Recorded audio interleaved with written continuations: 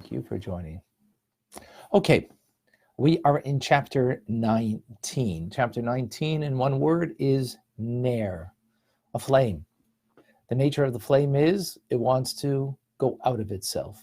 It doesn't want to be stuck in itself. It wants to go back to its root source. That's the metaphor that we're using for the soul to understand that the godly soul, this Jewish soul, its nature is that it wants to cleave and connect to God, not because it's going to gain something, not because it's becomes more fulfilled, just because it's going back to the place where it's connected to what its root is, and just because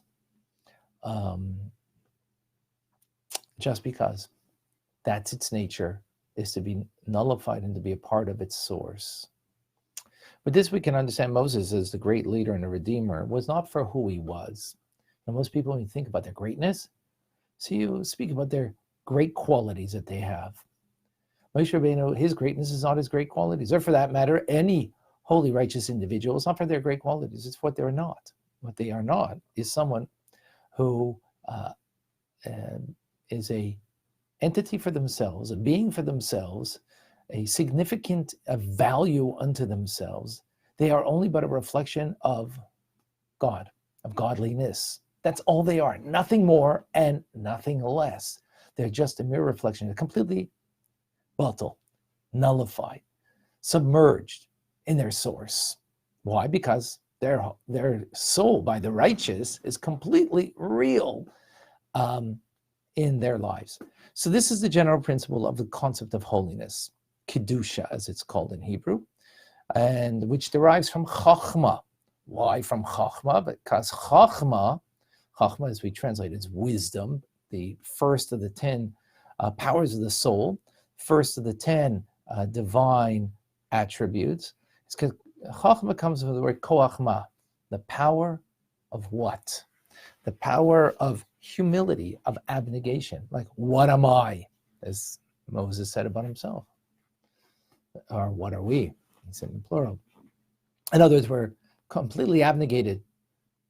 No sense of self, only sense of being a part of your source in godliness and holiness.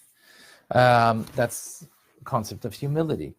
For a chassid to be called a yesh means you are. Just the fact that you are. Meaning you are a separate entity. You are, sense your separateness from your source. Probably the most derogatory thing you could say, believe it or not. This stands in contrast to the concept of klipa and siter acher. Klipa, shell that covers over. Siter acher, the other side of holiness, which is, that concept is feed me, make me more, fill me more, self-fulfillment, which is really the way of the world, right? Everything is about self-fulfillment. Not in a bad way. We're not talking about bad people here. Bad in the sense of doing any kind of evil. Could even be doing the most wonderful things, but it's all about feeding me, filling me, making me more. That's in direct contrast to what Kedusha is. We just said self-abnegation. It's about being connected to your source, period, right? And this is the concept of again, Chachma. Chachma gives life. Chachma tachaya. Chachma gives life, as opposed to those who are self-directed, self-absorbed. And again, not in a bad way. Self-fulfillment is the concept of self-fulfillment, right? Which all the self-help books will teach you, right? Tanya's not teaching you self-fulfillment. It's telling you that you're transcendent into something greater than self, into your source, in the divine. That's what we're talking about over here. So therefore, by the way, this we understand what a healthy person is. When you feel your head, what do you have? A headache. When you feel your back, what do you have? A backache. When you feel I am, you feel your significance, you're a Metzias, you're a Yesh, you're independent of your source.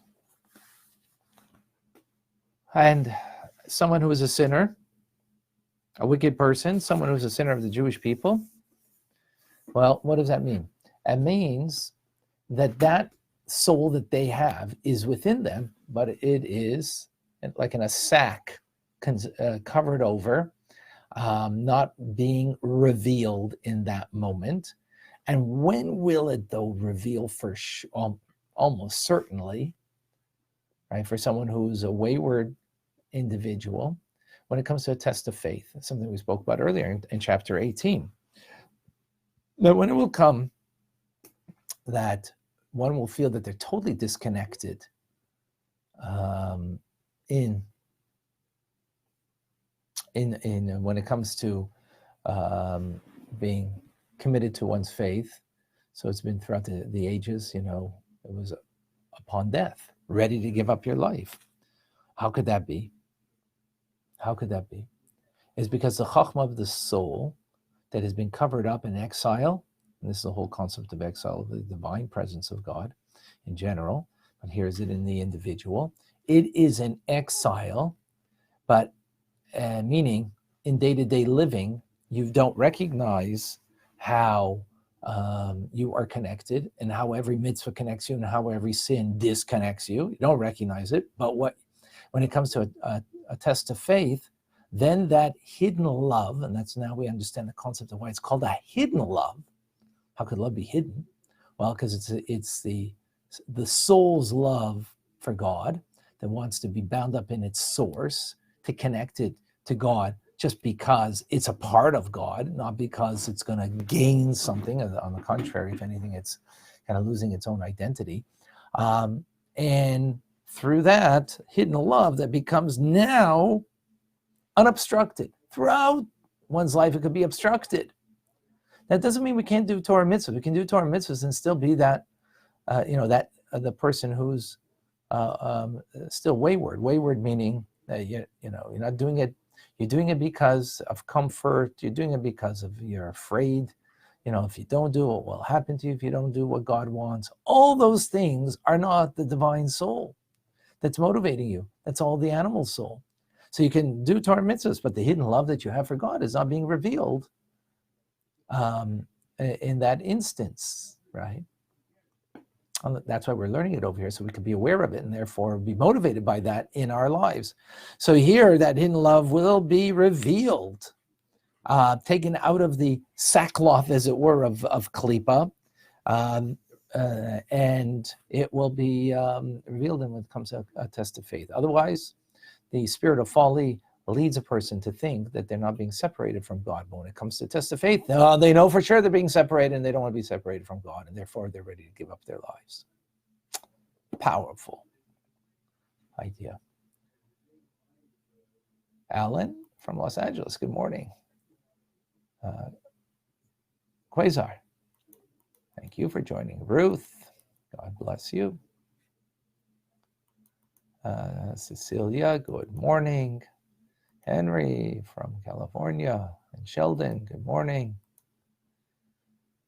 Tim from Texas, Boker Tov, and Jonathan from Baton Rouge, welcome. Lily, hello from Estonia. Nathan, Boker Tov. Sandy, good morning. Jenna, Boker Tov. Elaine from Georgia, good morning. Flavio from Brazil, hello. Ahmad, welcome. And Robert from Boston. Shalom. Tony from Costa Rica, thank you for joining.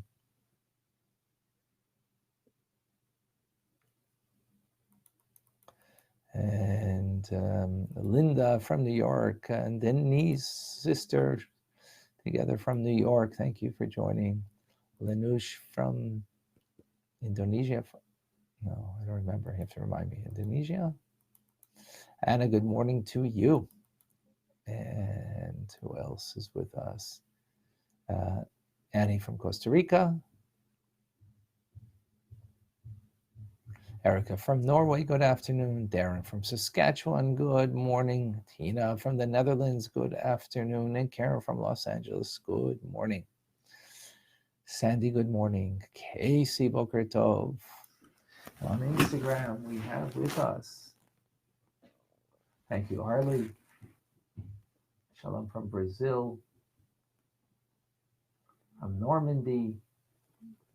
JMC.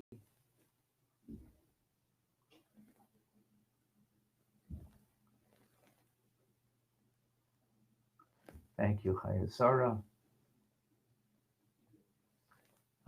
Belinda from South Africa, and Anna Maria from Italy.